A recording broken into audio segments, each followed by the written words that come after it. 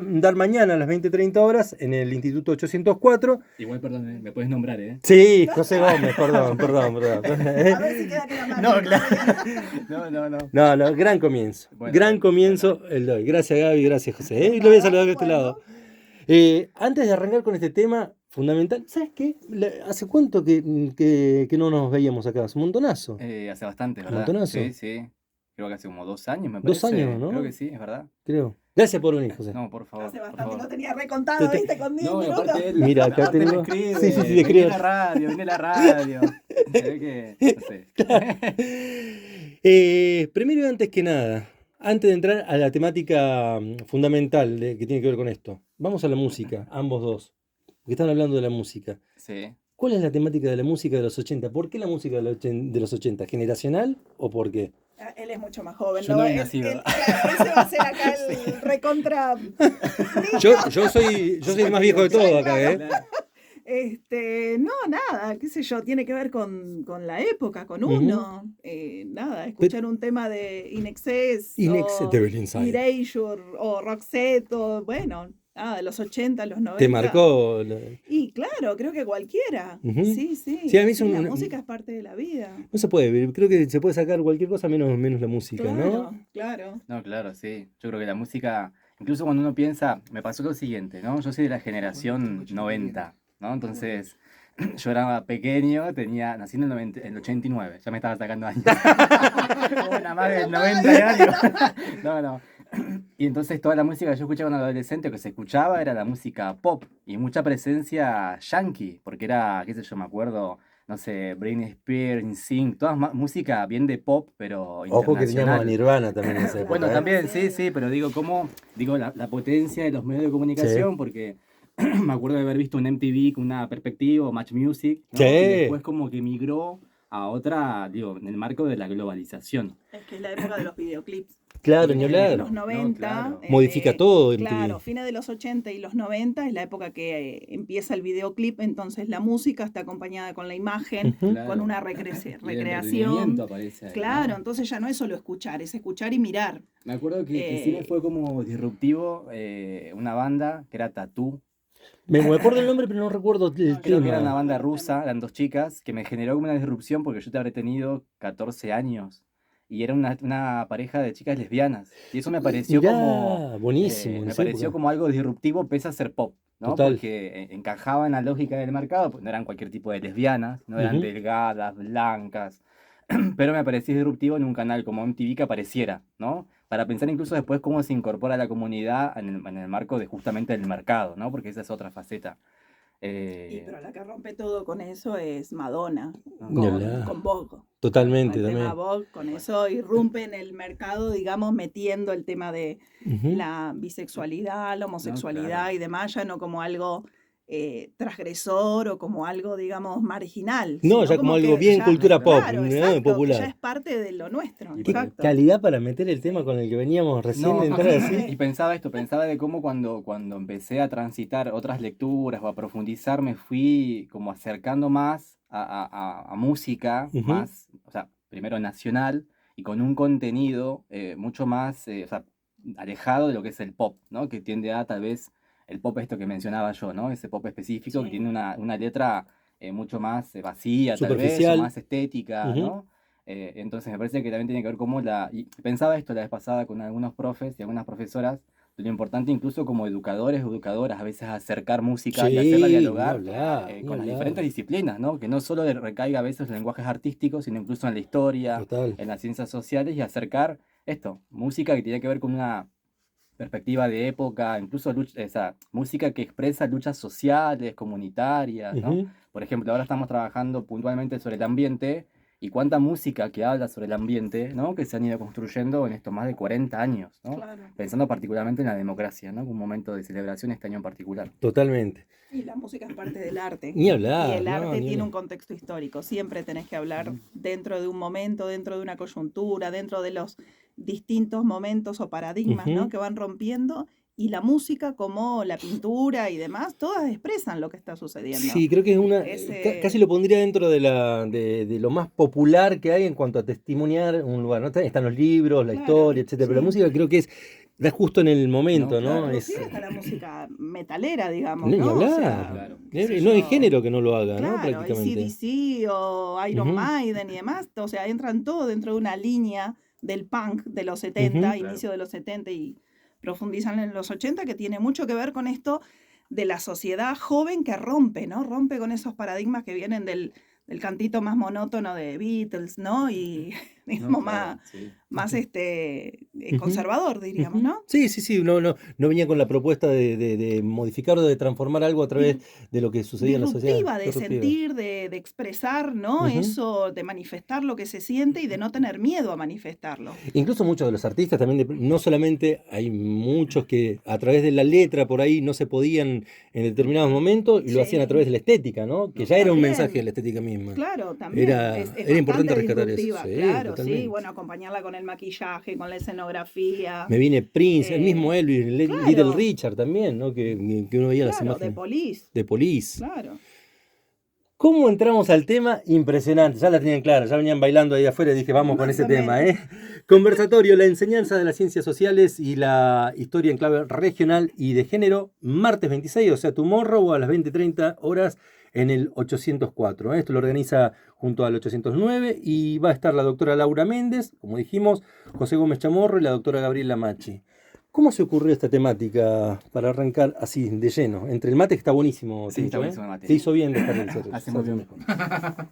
Particularmente o sea, la idea del conversatorio surge con iniciativa de Laura en función de unas conversaciones con Gaby, que está coordinando el profesorado de historia. Ujú, En realidad esta actividad está inscripta dentro de la presentación de un libro que tienen, que han presentado hace poco, han publicado hace poco Laura Méndez con unas compañeras más, que son de la Universidad del Comahue, que me dijo Laura, esto es como una novedad, que va a dar un ejemplar para que puedan sortear en la radio la semana que viene. Y particularmente ese libro que se llama Nosotros somos ellas, ujú. es un libro que ha sido publicado por la Universidad del Comahue. Bueno, fue como la iniciativa de invitarlas a presentar esa publicación donde se reúnen diferentes historias de las llamadas mujeres de la Patagonia, ¿no? Donde Laura es una importante historiadora de la región, particularmente ha tenido vastos trabajos sobre didáctica de social y después sobre historiografía. Y la invitación estuvo desde la unidad curricular ESI, que tenemos ahí con Karina Toledo, que es mi compañera de ese espacio, en el Instituto 809. La presentación del libro sí es una actividad que está destinada al público en general, es para educadores, educadoras, pero además para todos Qué aquellas bueno que está que abierto quieran también para acceder todos. a la divulgación. Es un libro que, esto que hablábamos de la importancia del arte, ¿no? Es un libro que aproxima, por ejemplo, unas perspectivas potentes en términos históricos, porque trae historias, lo que incluso a veces incluso el campo de la didáctica esperamos que se pueda construir porque nos aporta una herramienta teórico-conceptual, es una gran referencia de los propios saberes del diseño curricular para después poder pensar esos objetos de enseñanza, ¿no? A veces cuando pensamos, por ejemplo, en la ESI, decimos, bueno, ¿y qué abordar en ESI? Bueno, acá hay autoras, historiadoras, que van construyendo contenidos, saberes, conocimientos, para que sepamos qué enseñar al momento de pensar la ESI, a menos en historia. Y ellas vienen este martes a las 19 horas, en el mismo lugar que mencionaste Ujú, recién, que es el conversatorio, que es en el Instituto 804, en la Escuela 8. ujú. Ahí hacen la presentación del libro destinado a todo el público en general, como decía, porque es un libro incluso de divulgación. Y en esto que mencionaba del arte que ahí quedó, tiene que ver con que incluso ellas, mientras van desarrollando la parte más teórico-conceptual propia de historiografía, versan con algunos escritos más narrativos, incorporan algo Ah, del mirá. lenguaje, incluso algo visual, algunas fotografías. Laura lo que intentó hacer ahí con las compañeras es hacer un texto de divulgación científica, como es de historia en particular, pero a su vez dialogar con otros lenguajes y que hagan de una producción un poco más accesible, ¿no? Entonces presentan el libro a las 19 horas en el instituto, esa instancia es abierta, y luego hacemos con Gaby, con esta invitación que mencionaba, una instancia más de conversatorio, Ujú, que está destinado más específico a estudiantes de la formación docente, ¿no? Algo que decíamos con Laura es esto, ¿no? De pensar la enseñanza de las ciencias sociales, que es un campo que ha venido desarrollándose, sobre todo en los 90 para acá, con mucha importancia, sobre todo pensando en esa clave didáctica, ¿no? Incluso atravesada entre los niveles, inicial, primaria, sobre todo, y secundario aún más. Y en ese marco es que pensamos como estos tres perfiles que hemos tenido diferentes recorridos, Gaby, Laura y yo. Entonces la idea es como empezar a jugar con algunas temáticas y sobre todo hacer ese entrecruzamiento con la historia más regional o está local y buenísimo, también la perspectiva de género, está ¿no? Porque buenísimo.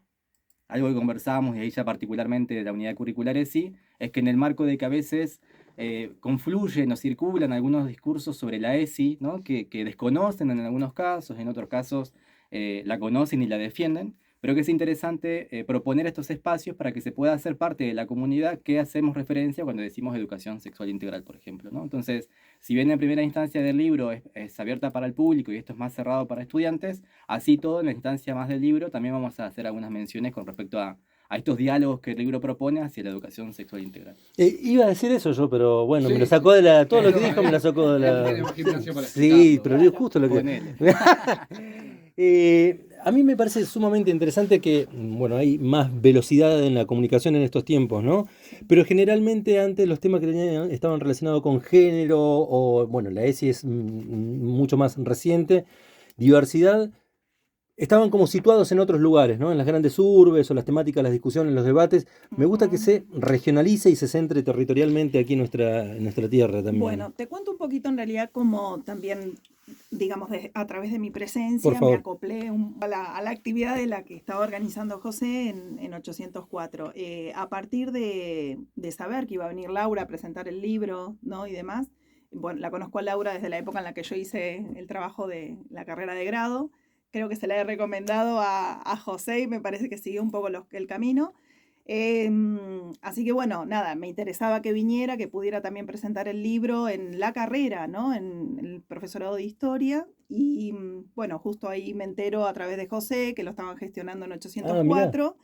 Y bueno, esto se nos ocurrió hacer un trabajo así en forma conjunta para darle un poco más de anclaje para los estudiantes de la carrera, Está ¿no? O buenísimo. sea, a través de difundir la presentación del libro y trabajar un poco ciencias sociales en clave de género y de historia regional. Te lo pregunto así como al pasar el desconocimiento. Sí. En tu carrera como historiadora, también como profesora, ¿encontrás puntos aquí en la Patagonia claves así que hayan tenido que ver con género y diversidad? Yo lo he trabajado a partir de las dos investigaciones que hice, tanto para la tesis de grado como la de posgrado. He ido desmenuzando y uno de ellos justamente es el trabajo en género que hicimos con mi colega Matías Chávez de la Costa. Publicamos un artículo en la revista Anuario de Rosario. ¿Año? Este año, Este salió año. publicado este año, sí, y bueno, allí trabajamos el tema de las mujeres sirio-libanesas. Ambos trabajamos en la misma temática y nos metimos un poquito más porque mi abordaje de la investigación doctoral tiene carácter más antropológico, o sea, historiográfico, Sí, te entiendo. histórico, digamos, y antropológico. Y me metí un poquito más con el tema de la mujer sirio-libanesa. Específicamente ahí en ese... Sí, Mirá. sí, porque surgieron varios aspectos de las distintas entrevistas que fui realizando que me llamaron mucho la atención, ¿no? O Se sea, dirigió cómo ahí, te juega hizo dirigir el... y cómo juega el tema de la religión y la religión y la etnia un poco, o las características propias al interior, ¿no? De la colectividad en la figura de la mujer. No, muy interesante, muy interesante. ¿Ibas a decir algo, José? Yo te No, interrumpí. yo pensaba, esto que mencionaba recién Gaby, Laura fue mi directora de tesis de licenciatura. Ujú. Yo la conocí en realidad porque ella es educadora, incluso ella ha trabajado en el Instituto de Formación Docente Continua de Bariloche, y a mí particularmente llego a conocerla por esto que tiene como a veces la magia de la docencia, que uno conoce a educadores o educadoras a partir de la palabra de estudiantes que la tuvieron, ¿no? Entonces, conozco a Laura en función de mis hermanos, mi hermana, mi hermano, que me decían, esta profe te conmueve, te invita, te habilita a poder pensar la historia por fuera, a veces de la disciplina, ¿no? Ujú. Ella ha tenido mucho recorrido en ciencias sociales y entonces en ese marco es que yo llegué a ella y particularmente, bueno, la adoro, ¿no? Laura es una referente teórica, además, a pesar de, más allá de sus títulos, ella es una gran persona y eso muchas veces conmueve fuertemente a quienes somos más jóvenes e intentamos ingresar en el campo de lo académico.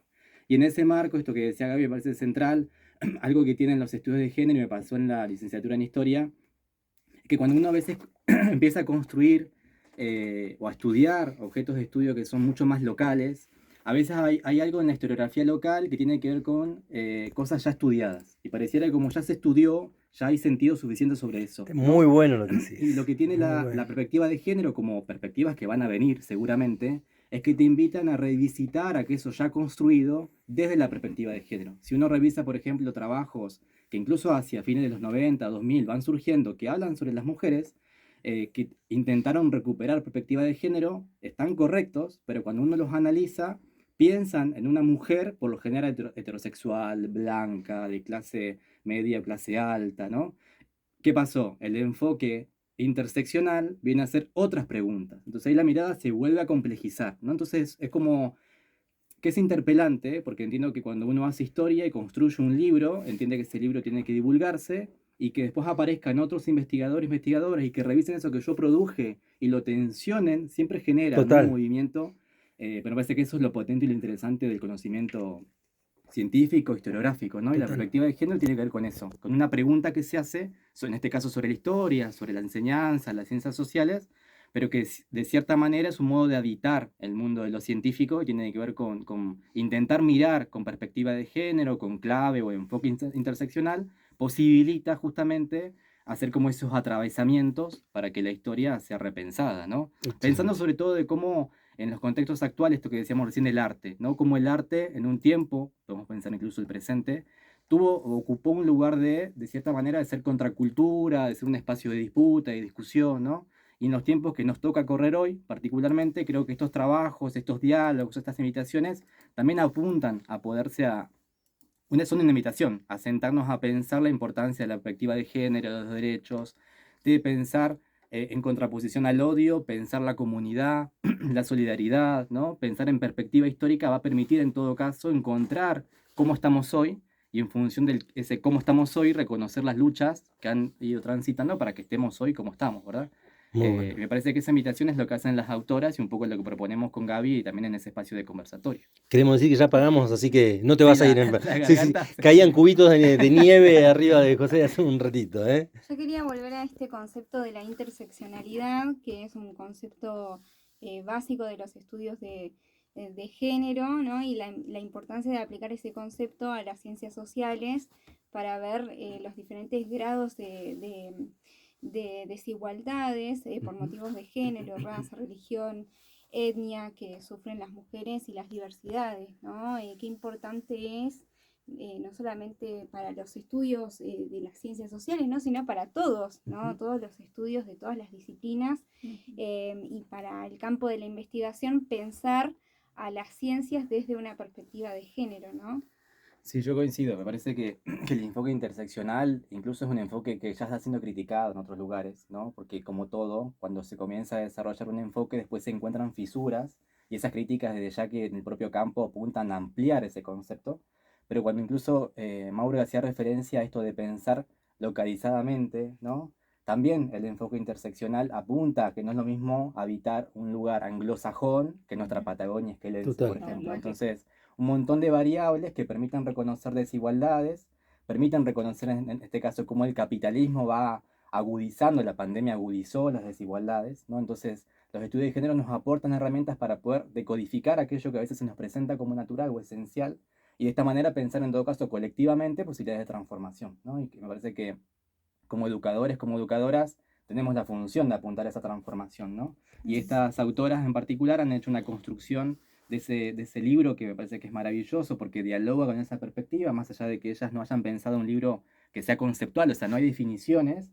Por el momento de leer el libro uno encuentra la perspectiva de género, el enfoque interseccional, ¿no? Por ejemplo, al inicio del libro particularmente profundizan sobre las mujeres de la Patagonia, por así decirlo, en términos de aquellas que habitaron por ser pueblo originario, ¿no? Habitaron inicialmente este territorio, y cuando hacen ese análisis de sus historias de vida, lo hacen desde un enfoque interseccional, ¿no? Donde a veces nos llegan sus historias de vida a partir de los exploradores que eran o criollos de Buenos Aires o eran Hombres. extranjeros, ¿no? Hombres siempre, blancos, ¿no? Heterosexuales, de clase alta o de élites, ¿no? Entonces, esa narrativa, por ser sociedades ágrafas, O no necesariamente de clases altas. no, en algunos casos porque, no. por ejemplo, en el caso de la sirio-libanesa, lo que yo he trabajado, muchas mujeres nativas se convertían en esposas o concubinas de, por ejemplo, mercachifles sirio-libaneses, porque veían una posibilidad económica o de salir de la comunidad o de acceder a otros tipos de beneficios, pero no porque sean blancos y, diríamos, adinerados, ¿no?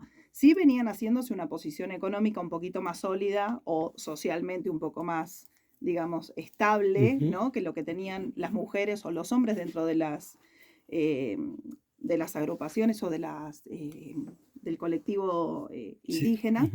Pero bueno, digamos, el tema es que la mujer es objeto, eso es lo que yo analicé y vi un poco. Tanto la mujer indígena como la mujer sirio-libanesa es objeto, ¿no? Es un objeto de ayuda, es un objeto de cuidado familiar, es un objeto de reproducción y de A utilizar. consolidación. Claro, claro, exacto, sí, sí, inclusive hasta impuesto, ¿no? En el caso Total. específico de la mujer, por ejemplo, sirio-libanesa, es tremendo, porque sobre Es más todo, concreto ahí. y sobre todo los de confesión drusa, muy, muy duro, porque, es decir, hay un entramado muy tremendamente patriarcal y machista en ese tipo, impuesto a ese tipo de mujeres, Ujú. en la perdurabilidad de la lengua, en el cuidado de los hijos, en el cuidado del marido, en la sumisión, inclusive, por ejemplo, mujeres, niñas nacidas de hombre sirio-libanés y mujer nativa y criada en el seno de una familia sirio-libanesa 100%, o sea, que no tenga contacto con el mundo Directamente. directamente, sí, sí, para reproducir las pautas de la mujer propia sirio-libanesa. Tremendo. Y mujeres que se han casado a disgusto, hablando de sus ex maridos o maridos ya difuntos como ese señor, o sea, me ha pasado en entrevistas que no me diga el nombre, me diga ese A señor, ese nivel. a ese nivel. Claro. Sí, Y que durísimo. además no han podido contar su propia historia también. No, no, no. Yo creo que al haberlas entrevistado en ese momento, creo que era la primera vez que lo podían decir así Mirá, con qué más interesante. libertad. Sí, sí. Y de la mujer directamente desde la fuente de quien lo había vivido, porque Claro. a veces lo que me sucedió también es que sus hijos, para tratar de llegar a entrevistar a esa persona, sus hijos trataron de resguardar y que no pudiera acceder, diríamos, Claro, claro. en forma directa, ¿no? Claro. Como Como una especie de protección para hacia adentro, y de alguna ¿no? forma sí, sí, porque Claro. y bueno, ellos son hijos de De una de cultura. esa De cultura una y de esa cultura. unión, Ujú. que bueno, la mujer podía tener 15 años y el hombre 40 cuando se Claro. casaron. Entonces, Consulta hacia el pasar. Si bien estaba en todas las culturas, o está en todas las culturas, o estuvo en todas las culturas, notan o notaron en la investigación, en los estudios que realizaron, que algunas tuvieron ciertos avances antes que otras en cuestiones de perspectiva de género, sin llamarle perspectiva de género en su momento, obviamente, ¿no? sí, claro. Pero algunos avances en estos temas. Yo en el caso, bueno, yo trabajé con trabajo inmigración, bueno, como Ujú. ya sabrás, y en el caso italiano prácticamente no lo noté, eso prácticamente no existió. Así no es. Así nomás. Y en el caso sirio-libanés, algunas. Muy, muy poquitos casos fueron como de posicionarse, bueno, no voy a seguir con estas pautas, voy a elegir yo con quién me quiero casar, no me voy a casar con alguien de la colectividad, por ejemplo, ¿no? Disruptivo para el momento y Claro, ¿no? Para la exactamente. comunidad. Sí, exactamente. O no quiero casarme, quiero convivir, o sea, Ujú. de tomar posicionamiento, No, claro. pero Mirá vos. dos casos de casi más de 40 que entrevisté. Tremendo. No, sí. Antes de ir finalizando esta charla, les quería preguntar hacia adentro, ¿no? Hacia lo que tiene que ver con las enseñanzas de las ciencias sociales y la historia en clave regional y de género. Si bien hablamos de la comunidad, hablamos de la sociedad o las sociedades, cuando uno empieza a tocar estos temas o a introducir estos temas en la enseñanza, en lo académico, y no hablo de alumnos y alumnas, sino dentro de lo que tiene que ver propiamente dicho con el mundo de los profesores y profesoras, ¿hay resistencia sobre este tema a la hora de avanzar sobre el mismo? Mira, yo podría hablar por nivel superior. No, En el caso hay. particular de secundario, por ahí Gaby podría llegar a caracterizar más. Yo trabajo particularmente en superior. Ujú. En superior ha habido como un recorrido, en el caso específico de Chubut, desde el año 2012 se incorporó la unidad curricular ESI, que no ha sido igual en otras jurisdicciones. Por ejemplo, provincia de Buenos Aires, hace poco participé de un seminario internacional, aún hoy sigue siendo una vacancia porque no existe un espacio dentro de la formación, en el caso de Chubut sí. Y ha sido como un recorrido de cierta manera, a partir de ese espacio, empezar a construir una cultura institucional en perspectiva de género, ¿no? Pero ha sido muy artesanal, ¿no? No ha habido como una política tal vez pública, jurisdiccional, de sostenimiento de esa construcción o de eso intentar institucionalizar un abordaje. Y uno después en la unidad curricular, me tocó ser profe con Fabiana González, con Manuela Guleiro, ahora estoy con Caro Toledo en 804, uno va detectando a veces algunas resistencias, ¿no? Particularmente hubieron como dos posiciones, una resistencia en función de sus propias creencias personales, que igual la propia ley no dice que uno no puede creer, ¿no? Sino que en todo caso, en tanto política pública, así como la escuela no debe ser religiosa, uno tanto que tiene que abordar la ESI, tiene que hacerlo en el abordaje de los derechos humanos, porque la ESI se sustenta en eso, pero a su vez otras posiciones que tal vez se resisten mucho más al desconocimiento de cómo hacer para, ¿no? Y esto me parece que ha sido transversal incluso cuando uno piensa en la didáctica de las ciencias sociales, que venimos insistiendo, por ejemplo, en primaria, que la enseñanza de las ciencias no solo es cuando trabajo en las efemérides, y ha habido resistencias, algo similar ha pasado con el abordaje de la ESI, donde se suman más complejidades porque son términos, conceptos, procesos que nos interpelan en primera instancia a nosotros, nosotras como sujetos sexuados, ¿no? Ujú. Entonces, si yo, por ejemplo, como docente, no me puedo despojar de prejuicios, preconceptos, o incluso puedo no saber, ¿no? O sea, por ejemplo, a mí me pasó en algunas capacitaciones o instancias formativas que tenía quienes no distinguían una orientación de una elección sexual o que era la identidad de género, ¿no? Bueno, está la invitación a formarse, a seguir leyendo, hay una diversidad de capacitaciones, hay muchas que son incluso gratuitas a nivel nacional, como las que dicta el Instituto Nacional de Formación Docente, y tal vez esa resistencia sea como la más fácil de poder profundizar, ¿no? Porque es una invitación a profundizar materiales, a estudiar, ¿no? Ahora, con respecto a las cuestiones más vinculadas a creencias o una posición antiderechos, bueno, ahí uno tiene que acercar que es una ley, que acercar que es una ley que no genera, pero en que a veces hay discursos o hay ciertas nociones que se van construyendo, que es adoctrinamiento, ¿no?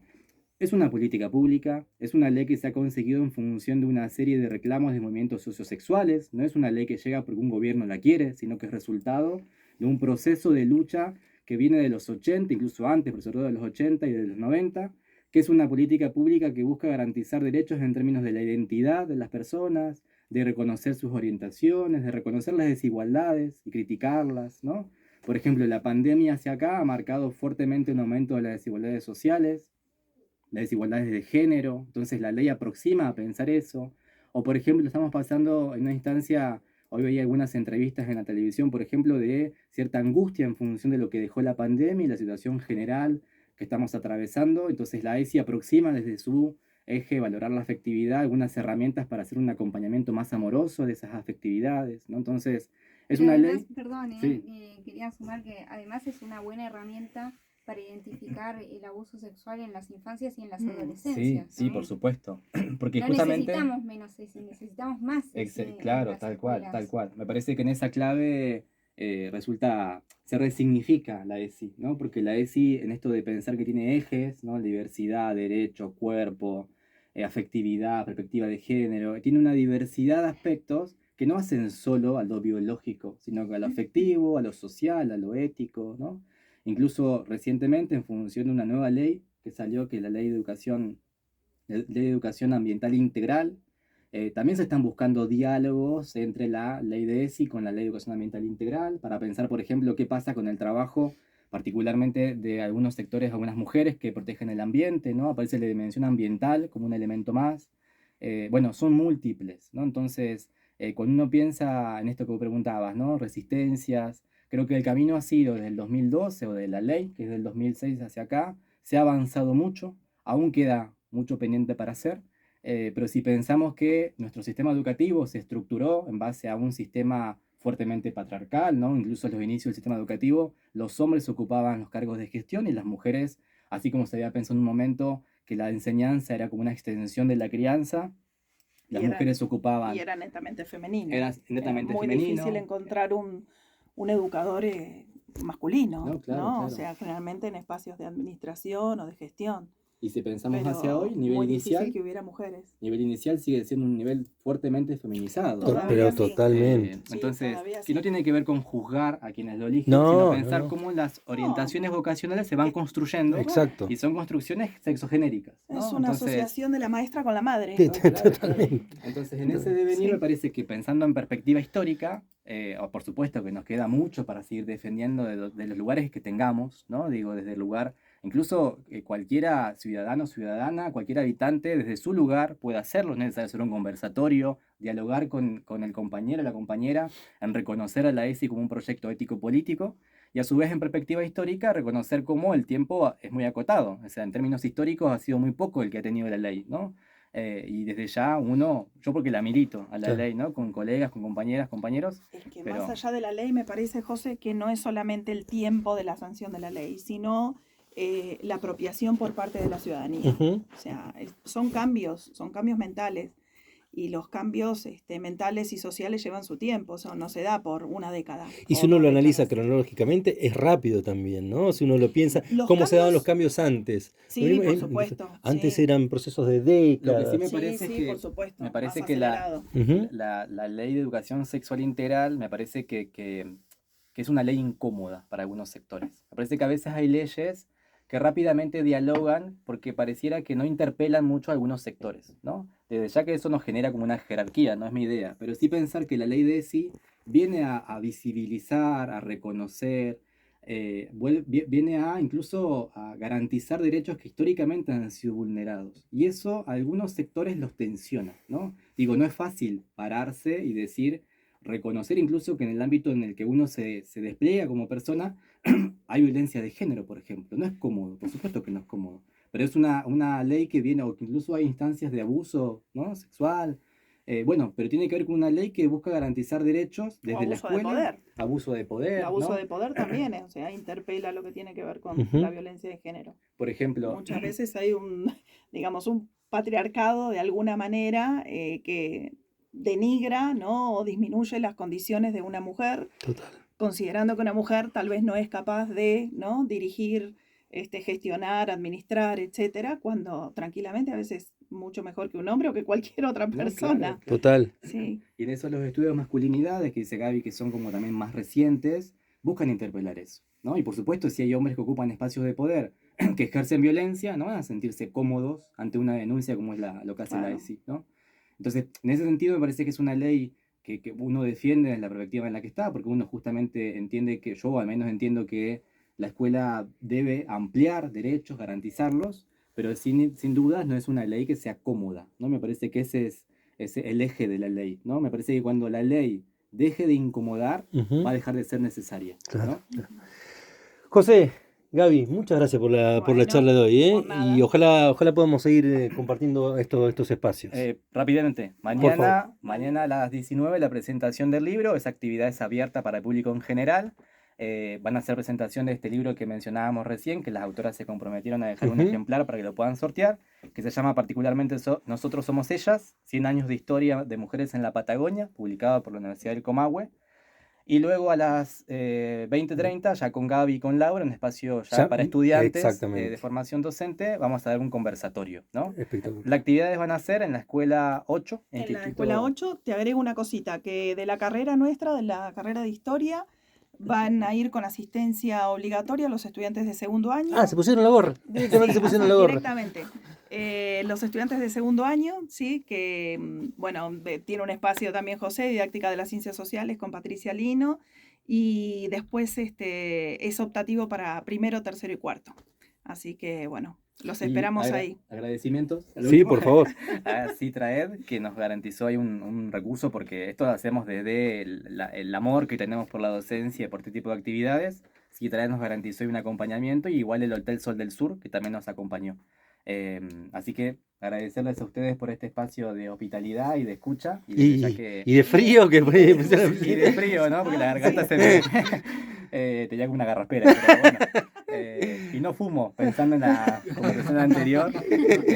Así que bueno, agradecerles el espacio y disponible para que les asistan siempre. por favor, gracias, José. Gracias, Javi. Como De siempre, nada. Bueno, Muchas gracias. buenísimo. Gracias por convocarnos y por darnos la oportunidad de difundirlo. Bien.